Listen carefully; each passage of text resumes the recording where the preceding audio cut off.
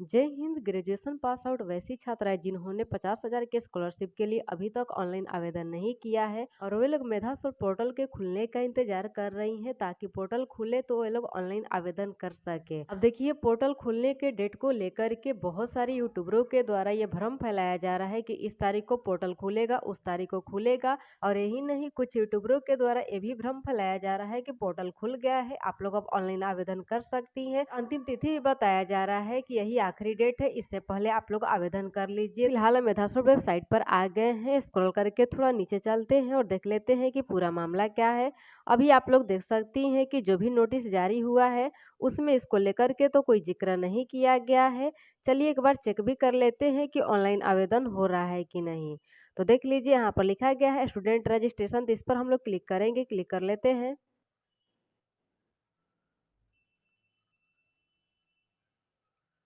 देख लीजिए, यहाँ पर लिख रहा है कि portal is close for registration, यानी कि देखिए अभी रजिस्ट्रेशन के लिए पोर्टल को बंद कर दिया गया है। पोर्टल जब दोबारा खुलेगा तो ही आप लोग ऑनलाइन आवेदन कीजिएगा। तो देखिए, जिन लोगों के द्वारा भी ये भ्रम फैलाया जा रहा है तो समझ लीजिए कि पुराने वीडियो का ही कटिंग डाल करके आप लोग को दिखा रहे हैं व्यूज बढ़ाने के लिए। तो ऐसे झांसे में और ऐसे भ्रम में नहीं आना है। लोगों को मेधासर वेबसाइट पर आना है और खुद से चेक कर लेना है कि ऑनलाइन आवेदन हो रहा है कि नहीं। तो उम्मीद करेंगे कि जो लोग भी ऑनलाइन आवेदन को लेकर के भ्रमित थी कि हो रहा है कि नहीं हो रहा है, आखिरी तिथि क्या है, कहीं ऐसा ना हो कि इस बार भी वंचित रह जाए, तो उनको सही जानकारी मिल गई होगी इस वीडियो के माध्यम से। तो बहनों, फिलहाल आप लोग निश्चिंत रहिए, समय समय पर पोर्टल को चेक करते रहिएगा। और नहीं तो कोई ऑफिशियल नोटिफिकेशन आएगा इसको खुलने को लेकर के तो वीडियो बना करके हम आप लोग को बता ही देंगे।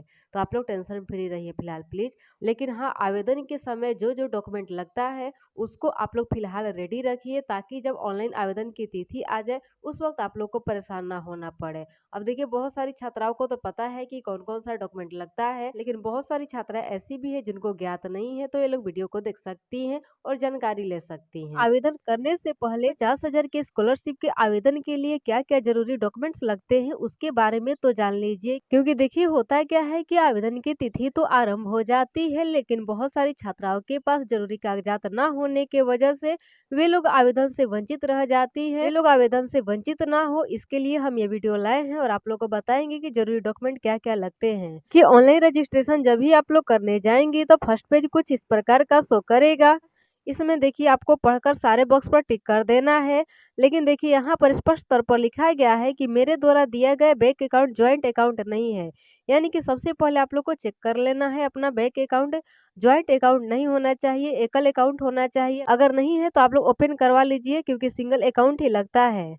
और देखिए, ये अकाउंट छात्राओं के नाम का ही होना चाहिए, आपके अपने नाम से होना चाहिए। और ऐसा बैंक अकाउंट दीजिएगा जो कि योजना पूरी होने तक एक्टिव रहे, यानी कि आपके खाते में 50,000 स्कॉलरशिप आने तक एक्टिव रहे, यानी कि उसमें लेन देन होता रहे। और देखिए, छात्रा बिहार के स्थायी निवासी होना चाहिए। जी बिल्कुल, क्योंकि देखिए आगे आप लोग को बताएंगे कि रेसिडेंशियल सर्टिफिकेट का भी डिटेल्स लगता है। ये फॉर्म अप्लाई करने का पहला स्टेप है कि आप लोग को रजिस्ट्रेशन करना है, दूसरे स्टेप में वेरिफिकेशन होगा और तीसरे स्टेप में student will receive credential after full verification, यानी कि फुल वेरिफिकेशन के बाद आप लोग के रजिस्टर्ड मोबाइल नंबर पर यूजर आईडी एंड पासवर्ड आता है और उसके बाद पेमेंट देने की प्रक्रिया यानी कि भुगतान की प्रक्रिया शुरू होती है।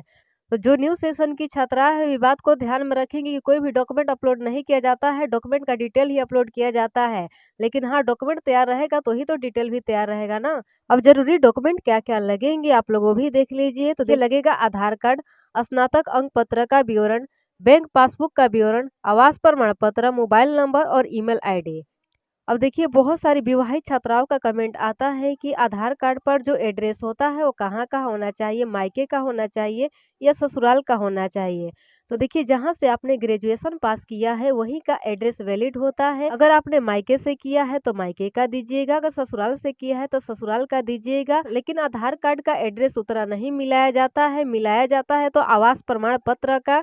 लेकिन हाँ, आधार कार्ड पर जो नेम वगैरह होता है, डेट ऑफ बर्थ वगैरह होता है, वो सब कुछ सही होना चाहिए, कोई भी गड़बड़ी नहीं होनी चाहिए, अन्यथा फॉर्म रिजेक्ट होने की आशंका रहती है। अब देखिए, स्नातक अंक पत्र का विवरण, यानी कि आपने ग्रेजुएशन पास किया है तो ऑब्वियसली आपके पास तो आपका मार्कशीट होगा ही, तो उसका ही डिटेल यहाँ पर दर्ज करना होता है। और क्या क्या दर्ज करना होता है वीडियो में हम आप लोग को बताएंगे ही। लेकिन बहुत सारी छात्राओं का कमेंट आता है कि क्या फर्स्ट डिवीजन को ही मिलता है, तो ऐसी कोई बात नहीं है। बस आप स्नातक पास होनी चाहिए और फर्स्ट डिवीजन से हो चाहे सेकंड डिवीजन से हो, इससे कोई मतलब नहीं होता है। मैरिड है अनमैरिड इससे भी मतलब नहीं है। बस आप स्नातक यानी कि ग्रेजुएशन पास होनी चाहिए। आप बीए है, बीएससी है, बीकॉम है, इससे ही मतलब नहीं है। लेकिन हाँ, आपके विषय को मान्यता होना चाहिए, आपके कॉलेज को मान्यता होना चाहिए। अगर आपने जिस विषय से ग्रेजुएशन किया है या जिस कॉलेज से ग्रेजुएशन किया है उसको मान्यता नहीं है, तो आप स्कॉलरशिप के लाभ से वंचित रह सकती हैं। अब देखिए आगे आप लोग को बैंक पासबुक का विवरण देना होगा और क्या क्या देना होगा वीडियो में हम बताएंगे। और देखिए आवास प्रमाण पत्र का भी डिटेल आप लोग को देना होगा, लेकिन ये सीओ लेवल का ही होना चाहिए। वीडियो में इसका प्रूफ भी दिखाएंगे। और देखिए मोबाइल नंबर भी आप लोग को देना होगा, लेकिन वही मोबाइल नंबर दीजिएगा जो हमेशा एक्टिव रहा है, क्योंकि देखिए user ID and password registered mobile number पर ही आता है। चाहे कुछ भी अपडेट जो होता है रजिस्टर्ड मोबाइल नंबर पर ही जाता है। और एक वैलिड ईमेल आईडी भी आप लोग तैयार रखिएगा, क्योंकि ईमेल आईडी भी वेरीफाइड होता है पहले, तो ही बाद में फॉर्म की प्रक्रिया पूरी होती है। देखिए जब आप लोग रजिस्ट्रेशन करने जाएंगी तो कुछ इस तरह का इंटरफेस ओपन हो जाता है। यहाँ पर अपना यूनिवर्सिटी सिलेक्ट करना होता है और यहाँ पर यूनिवर्सिटी का रजिस्ट्रेशन नंबर या रोल नंबर डालेंगी। अब देखिए बहुत सारी छात्राओं का यहाँ पर मार्कशीट नंबर शो करता है और कुछ का रोल नंबर शो करता है। तो देखिए यूनिवर्सिटी के अकॉर्डिंग होता है। यूनिवर्सिटी आप लोग जैसे ही सिलेक्ट करेंगी यहाँ पर शो कर देगा कि आपको क्या दर्ज करना है।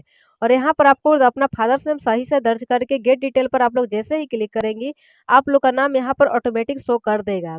और नाम जैसे ही शो करेगा प्रोसीड का ऑप्शन आएगा। प्रोसीड पर जैसे आप लोग क्लिक करेंगी यहाँ पर डिस्ट्रिक्ट सेलेक्ट करने का ऑप्शन आएगा, यहाँ पर ब्लॉक सेलेक्ट करने का ऑप्शन आएगा। यहाँ पर आप लोग आधार कार्ड के अनुसार ही अपना नाम दर्ज कीजिएगा। यहाँ पर जेंडर सेलेक्ट करना होता है, फिर आधार नंबर देना होता है। यहाँ पर आप लोग अपना डेट ऑफ बर्थ डालेंगी और डेट ऑफ बर्थ डालकर वेरीफाई आधार पर क्लिक करेंगे। ग्रीन हो जाएगा तो समझ लीजिए कि आपका आधार सक्सेसफुली वेरीफाइड हो गया। और देखिए एक मोबाइल नंबर देना होता है। मोबाइल नंबर पर ओटीपी आता है, ओटीपी देंगी तो ही आप लोग का मोबाइल नंबर वेरीफाइड होता है। फिर आप लोग को ईमेल आईडी देना होगा और वैलिड ईमेल आईडी ही दीजिएगा, क्योंकि ईमेल आईडी पर भी ओटीपी जाता है। ओटीपी डालेंगी तो ही आप लोग का ईमेल आईडी वेरीफाइड हो पाएगा। अब देखिए मेन जो मुद्दा है वो यहाँ पर है बैंक डिटेल्स का। तो देखिए बैंक डिटेल्स में देखिए यहाँ पर नोट में करके लिख दिया गया है कि bank account should be of Bihar, यानी कि आप जिस भी बैंक अकाउंट का डिटेल्स देने जा रही हो बिहार का ही होना चाहिए, बिहार के बाहर का नहीं होना चाहिए। और देखिए यहाँ पर आप लोग अपना आईएफएससी कोड सही से भरिएगा, बैंक का नाम दीजिएगा, अकाउंट नंबर दीजिएगा और कंफर्म अकाउंट नंबर पर डालकर आप लोग जैसे ही क्लिक करेंगे आप लोग का अकाउंट नंबर मैचेड शो कर देगा, यानी कि अकाउंट नंबर भी वेरीफाइड हो जाएगा। लेकिन एक और बात बताना चाहेंगे कि देखिए आप कौन सा अकाउंट नंबर देने जा रही है इससे कोई मतलब नहीं है। आप लोग एक बार अपने आधार नंबर को चेक कर लीजिएगा कि वो किस बैंक अकाउंट के साथ सीड है। आधार नंबर जिस बैंक अकाउंट के साथ सीड होगा पैसा उसी में चला जाएगा, दूसरे किसी बैंक अकाउंट में नहीं जाएगा। और कैसे चेक करना है कि हमारा आधार नंबर हमारे किस बैंक अकाउंट के साथ सीड है, आप लोग इस प्रोसेस को फॉलो करके चेक कर सकती हैं।